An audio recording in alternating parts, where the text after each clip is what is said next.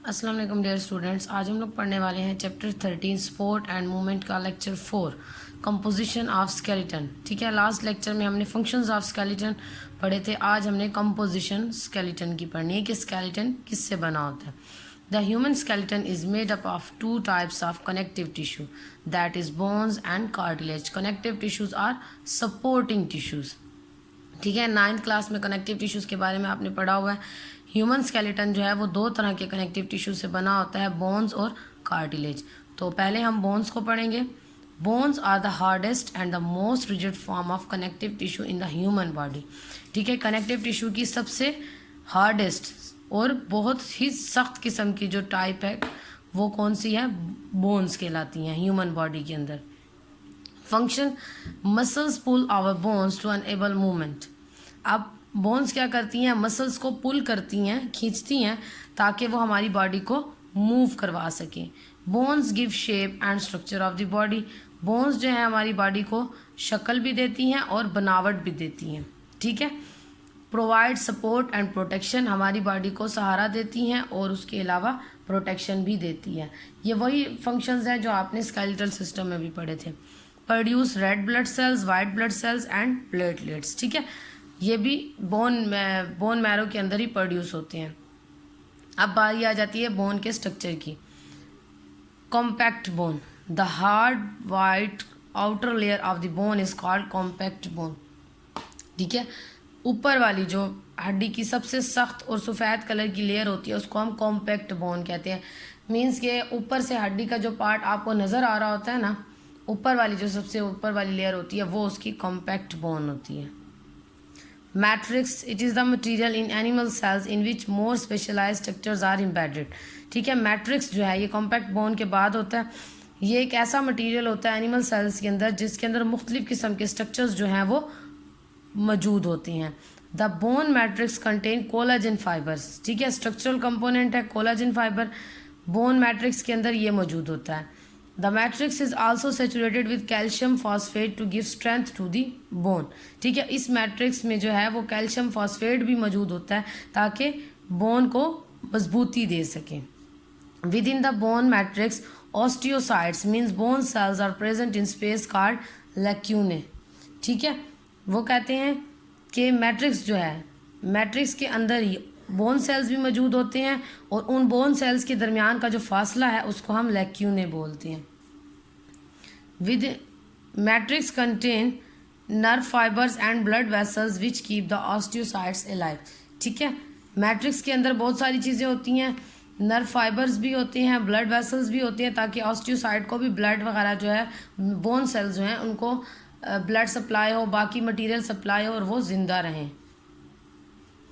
ठीक है, ये देखें ये बोन का स्ट्रक्चर है। ये आपको जो ये वाइट ऊपर वाली जो लेयर नज़र आ रही है ना, इसको हम कॉम्पैक्ट बोन बोलते हैं और इसी के अंदर जो है वो मैट्रिक्स मौजूद होगा। यहाँ पर देखिए इसी कॉम्पैक्ट बोन को उन्होंने थोड़ा मज़ीद डिफ़ाइन करके दिखाया हुआ है। ये देखिए नैरो चैनल्स हैं, इसके अंदर ये रिंग्स नुमा नज़र आ रहे हैं। लिम्फेटिक वेसल है, नर्व्स हैं, ब्लड वेसल्स हैं। नर्व वही इसीलिए होंगी ताकि मैसेज वगैरह को ब्रेन तक पहुंचाया जाए और ब्लड वेसल्स होंगी ताकि इन तक मटेरियल को ट्रांसपोर्ट किया जाए। रेड और ब्लू वो आर्टरी और वेन को जो है दिखा रहे हैं। नेक्स्ट होती है कॉम्पैक्ट बोन के बाद spongy bone. Beneath the compact bone the spongy bone is present. The spaces within the spongy bone contain bone marrow where most blood cells are formed. ठीक है, कॉम्पैक्ट बोन के नीचे जो bone मौजूद होती है जो थोड़ी सी जिसकी हार्डनेस थोड़ी सी कम होती है, कॉम्पैक्ट बोन की निस्बत ये थोड़ी सी ज़्यादा हार्ड नहीं होती और थोड़ी सी पोरस भी होती है, इसमें छोटे छोटे पोर्स होते हैं, तो उसको हम स्पॉन्जी बोन बोलते हैं। और स्पॉन्जी बोन जो है उसके अंदर स्पेस के अंदर जो है बोन मैरो प्रोड्यूस होता है जहाँ पर मुख्तलिफ किस्म के ब्लड सेल्स बनते हैं। ये देखिए इस तरह की हड्डी आपने देखी होगी, ये जो अंदर हड्डी का पार्ट होता है जिसमें मुख्तलिफ छोटे छोटे पोर्स होते हैं, इनको हम लोग स्पॉन्जी बोन्स बोलते हैं। और ये जो है इसके दरमियान में ये जो स्पेस होता है इसमें बोन मैरो मौजूद है। नेक्स्ट हमारे पास है cartilage. Cartilage is a specialised connective tissue which is firm and flexible and does not stretch. ठीक है, कार्टिलेज जो है ख़ास किस्म की कनेक्टिव टिश्यू की टाइप है जो कि नरम होता है, फ्लेक्सिबल होता है लेकिन स्ट्रेच खिंचता नहीं है। ठीक है, फ्लेक्सिबल होगा, लचकदार होगा लेकिन खिंचेगा नहीं। It has great tensile strength and is much softer than bone. ठीक है। इसकी जो टेंसाइल स्ट्रेंथ मीन कि इसकी जो फ्लेक्सिबिलिटी होती है वो काफ़ी होती है, और उसके अलावा ये काफ़ी नरम बोन होती है। फंक्शन इसका क्या है? In adults the cartilage cover the end of the bone at the joint to prevent friction. ठीक है, आप लोगों ने देखा होगा कि आप लोगों ने गोश्त वगैरह खाया होगा, उसके अंदर देखा होगा कि जो जहाँ पर हड्डी होती है, हड्डी के बिल्कुल जॉइंट वाले पार्ट पर, उसके एंड पर जो है ना वाइट कलर की कैप मौजूद होती है, जिसको हम कहते हैं कि ये नरम हड्डी है, और उसको अक्सर हम लोग चबा के खा भी लेते हैं। वो जो होती है ना वो कार्टिलेज होती है। यहाँ पर वो यही कहना चाह रहे हैं कि जो एडल्ट्स होते हैं, ठीक है, मतलब यंग की नहीं बात करें, एडल्ट्स की बात करें, जिनकी एज 18 से अप होगी, अगर ह्यूमन बीइंग की बात करें, तो उनके जॉइंट्स के एंड पर जो है ना कार्टिलेज मौजूद होती है, ताकि रगड़ से बचा सके, ताकि जो दो हड्डियां हैं, जॉइंट्स में दो हड्डियां आपस में जुड़ी होती हैं, वो दोनों हड्डियां आपस में फ्रिक्शन ना हो उनमें, तो इस वजह से जो है वहाँ पर कार्टिलेज मौजूद होती है। It also support the flexible portion of nose and the external air called पिना। ठीक है, ये जो है हमारे कुछ पार्ट्स जो हैं, जैसे कि नोज़ है, नोज़ में भी दरमियान में देखें तो नोज़ को हम एक से दूसरी जगह मूव कर सकते हैं। नोज़ के मिड में जो हड्डी होती है वो नर्म होती है। ठीक है, तो वो भी किससे बनी होती है? कार्टिलेज से बनी होती है। और उसके अलावा हमारा जो एयर फ्लैप है या जो पिना है, एक्सटर्नल एयर जो हमें बाहर की तरफ नज़र आ रहा है, अगर आप चाहें तो उसको आप इधर उधर ईजिली मूव करवा सकते हैं, उसको मोड़ सकते हैं, वो इस वजह से क्योंकि वो कार्टिलेज से बना होता है। ठीक है, अब इसके स्ट्रक्चर की तरफ आ जाते हैं। स्ट्रक्चर में इसके हैं ground substance, collagen fibre, chondrocytes and lacunae. Ground substance, it is the amorphous gel like substance present in extra cellular space. ठीक है, इसके अंदर जो स्पेस होगा, एक्स्ट्रा सेलुलर, सेल के बाहर का जो स्पेस होगा, उसमें जेल लाइक मटेरियल मौजूद होगा, उसको हम ग्राउंड सब्सटेंस बोलेंगे। उसी ग्राउंड सब्सटेंस में अब ये सारी चीज़ें मौजूद होती हैं। Collagen fibre, the ground substance of cartilage contain collagen fibre. Ground substance के अंदर क्या मौजूद होगा? यही कोलाजन फाइबर्स मौजूद होंगे। Chondrocytes, they are cells of cartilage. ठीक है, कॉन्ड्रोसाइट्स क्या होते हैं? जिस तरह से वहाँ पर थे, वहाँ पर बोन सेल्स मौजूद थे, यहाँ पर भी इसी तरह से कार्टिलेज सेल्स मौजूद हैं, उनको हम कॉन्ड्रोसाइट्स बोलेंगे। वहाँ हमने ऑस्टियोसाइट्स का जिक्र किया था, तो यहाँ पर कॉन्ड्रोसाइट्स हैं।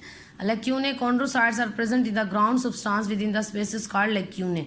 ठीक है, जो स्पेसेस होते हैं बोन के अंदर, जो खला होती है सेल्स के दरमियान में, उसको हम लेक्यूने बोलेंगे। अगर आप लोग नोट करें तो यहाँ पर हमने मिनरल्स का जिक्र नहीं किया, कैल्शियम फॉस्फेट का। ठीक है, लास्ट बोन में हमने किया था कि कैल्शियम फॉस्फेट के आयंस मौजूद होते हैं, जो क्या करते हैं, उसको स्ट्रेंथ प्रोवाइड करते हैं, उसको स्ट्रॉन्ग बनाते हैं। यहाँ पर ऐसा कोई जिक्र नहीं है। इट्स मीन के इसी वजह से जो है वो कार्टिलेज क्या होती है, वो नरम हड्डी मानी जाती है, क्योंकि उसके अंदर कैल्शियम और फॉस्फेट मौजूद नहीं होते। अब आ जाते हैं टाइप्स की तरफ। There are 3 types of cartilage. ठीक है, कार्टिलेज 3 तरह की होती है। एक होती है इलास्टिक कार्टिलेज, हाइलाइन कार्टिलेज और fibrous cartilage. In elastic cartilage the cells are closer together and there is less ground substance. Elastic cartilage में क्या होता है? सेल्स ज़्यादा एक दूसरे के करीब होती हैं, और उनमें जो ग्राउंड सब्सटेंस है, मतलब इर्द गिर्द जो जेल लाइक मटीरियल है, वो कम होता है।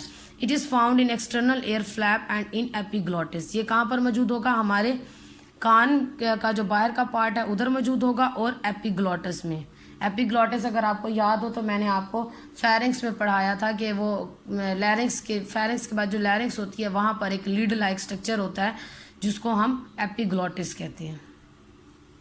Highline cartilage, it has less number of cells and more ground substance. इसमें सेल्स की तादाद, मतलब कॉन्ड्रोसाइट्स जो हैं वो कम होंगे, और इर्द गिर्द का जो जेल लाइक मटीरियल है वो ज़्यादा होता है। It is found at the end of long bones in the nose, ears, trachea, larynx and bronchi. इस किस्म की कार्टिलेज जो है वो बड़ी हड्डियों के एंड्स पर मौजूद होती है। उसके अलावा नोज़ में, ईयर्स में, ईयर के मतलब अंदर के पार्ट की बात करें, जैसे कि आप लोगों ने ऑसिलस पढ़ी हैं। ठीक है, ऑसिलस के बारे में पढ़ा है ना, मिडल एयर में जो बोन्स मौजूद होती हैं उनकी बात करें। ट्रैकिया, लैरिंक्स और ब्रोंकाई, ये सारे हाइलाइन कार्टिलेज से बने होते हैं। लास्ट हमारे पास है fibrous cartilage. It is has the least number of cells. इसमें सबसे कम सेल्स की तादाद होती है, एंड मैक्सिमम ग्राउंड सब्सटेंस, और काफ़ी ज़्यादा जेल लाइक मटीरियल यानी ग्राउंड सब्सटेंस मौजूद होता है। It is found in the intervertebral disc. ठीक है, वर्टिब्रे आपने पढ़ा है कि तो एक वर्टिब्रे और दूसरे वर्टिब्रे के दरमियान में जो फासला होगा, वहाँ पर जो है ना ये कार्टिलेज मौजूद होंगे। ठीक है, तो ये देखिए, ये इलास्टिक कार्टिलेज आपको दिखाई हुई है। इलास्टिक कार्टिलेज में एयर फ्लैप, ठीक है, और ग्लॉटिस, ये दोनों किससे बनी होती है? इलास्टिक कार्टिलेज से। फिर यहाँ पर hyaline cartilage, air, nose, larynx, trachea, bronchi और एंड ऑफ लॉन्ग बोन्स, ये जो लंबी हड्डियाँ होती हैं, मतलब जो टांगों की और बाजों की हड्डियाँ होती हैं वो लॉन्ग बोन्स होती है ना, तो उनके एंड्स पर भी यही वाली कार्टिलेज मौजूद होती है। फिर यहाँ पर फाइब्रस कार्टिलेज है, तो ये देखिए ये वर्टिबल कॉलम है ना, वर्टिबल कॉलम उन्होंने नहीं दिखाया, उसके दरमियान के जो स्पेसेस हैं एक वर्टिब्रे और दूसरे में वो दिखाया हुआ है, तो वहाँ पर भी इंटरवर्टिबल डिस्क जो होती है वो इसी कार्टिलेज से बनी होती है। Okay, thank you. आज हमने कार्टिलेज के बारे में और बोन्स के बारे में पढ़ा। मीन्स हम आज का हमारा टॉपिक था कंपोजिशन ऑफ स्केलेटन। तो स्केलेटन दो चीज़ों से बना होता है, बोन्स और कार्टिलेज में। तो बोन्स और कार्टिलेज दोनों के हमने फंक्शन पढ़े हैं, उनका स्ट्रक्चर और उनकी टाइप्स वगैरह को भी डिस्कस किया है।